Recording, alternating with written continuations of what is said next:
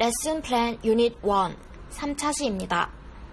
3차 시는 그래머북과 스튜던트북으로 구성되어 있습니다.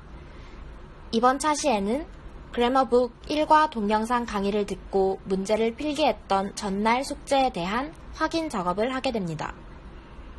전 학생들은 책을 바꾼 후 한 명씩 돌아가며 발표를 합니다.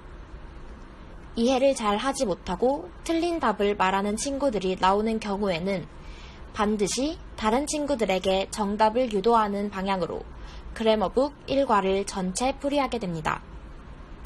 그리고 풀이 과정에서 아이들이 헷갈려하는 부분은 반드시 선생님께서 내용을 적어주시고 아이들이 필기를 할 수 있게끔 유도를 해주시는 것이 좋습니다.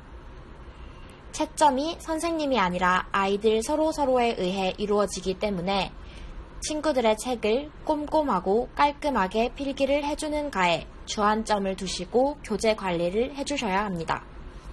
두 번째로 넘어가겠습니다. 그래머북 풀이가 끝나고 나면 이 책의 가장 중요한 부분인 스튜던트북으로 넘어가게 됩니다. 센텐스 패턴부터 시작해 A, B, C, D, E로 구성이 되어 있는데요.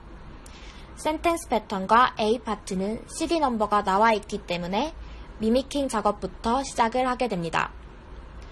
2차 시 때 설명을 드린 대로 전체 미미킹을 먼저 하게 되는데요. 전체 미미킹의 순서는 항상 책 보고 따라하기, 책 보지 않고 따라하기, 책 펴서 직접 읽어보기 3단계로 구성되어 있습니다.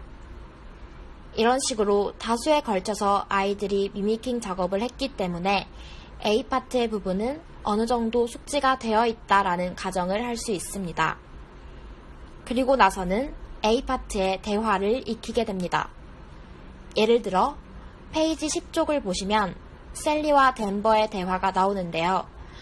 무엇을 먹었냐는 선생님의 질문에 학생이 I ate burger 라는 대답을 할 수 있도록 단순 암기가 아닌 그 흐름을 익히도록 하는 것이 중요합니다. 나머지 B, C, D, E는 수업 시간에 함께 풀게 됩니다.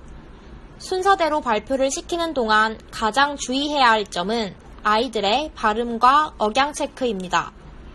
3차 시 정도가 되면 웬만한 내용과 문법, 단어 정도는 모두 숙지가 되어 있기 때문에 답의 정오보다는 아이들이 얼마나 자연스럽게 내용을 흡수하여 옆 친구와 대화하듯이 풀어낼 수 있는지를 확인하고 액팅의 정확도에 관해서는 포인트 제도를 활용하여 수업을 긴장감 있게 유지해 주시면 좋을 것 같습니다.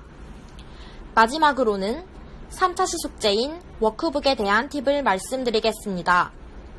첫 번째 과제는 워크북 1과를 마무리하며 문제를 풀어오는 것. 두 번째 과제는 Write and Speak 파트의 문장을 응용해오는 것입니다. 문장 응용 과제는 아이들에게 굉장히 큰 산이기 때문에 특히 레드나 오렌지 같은 저레벨 단계 아이들에게는 선생님들이 직접 바꿀 수 있는 단어를 지정해 주시고 해당 단어만 바꾸면 새로운 문장을 만들 수 있도록 유도를 꼭 해주셔야 합니다. 1번에서 5번 문장 응용해와 라는 식의 단순 지도가 나가게 되면 아이들이 스트레스를 많이 받는 모습이 종종 보입니다. 옐로우 단계 정도가 되면 굳이 선생님이 디렉션을 주지 않아도 아이들이 스스로 문장을 만들어 오는 모습을 볼 수 있습니다.